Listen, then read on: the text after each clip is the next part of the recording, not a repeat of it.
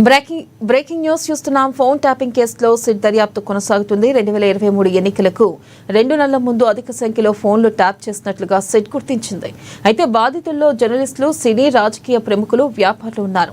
అయితే ఈ కేసులో నిందితులైన ప్రభాకర్ రావు, ప్రణీత్ రావులను నేడు మరోసారి విచారించనున్నారు.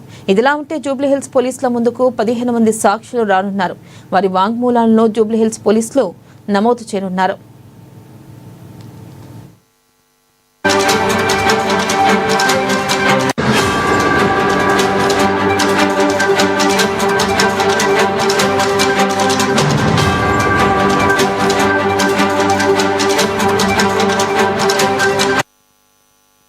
బ్రేకింగ్ న్యూస్ చూస్తున్నాం. ఫోన్ ట్యాపింగ్ కేసులో సిట్ దర్యాప్తు కొనసాగుతుంది. 2023 ఎన్నికలకు 2 నెలల ముందు అధిక సంఖ్యలో ఫోన్లు ట్యాప్ చేసినట్లు సిట్ గుర్తించింది.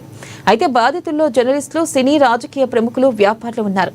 ఈ కేసులో నిందితులైన ప్రభాకర్ రావు, ప్రణీత్ రావులను నేడు మరోసారి విచారించనున్నారు. ఇదిలా ఉంటే జూబ్లీహిల్స్ పోలీసుల ముందుకు 15 మంది సాక్షులు రానున్నారు. వారి వాంగ్మూలాలను జూబ్లీహిల్స్ పోలీసులు నమోదు చేయనున్నారు.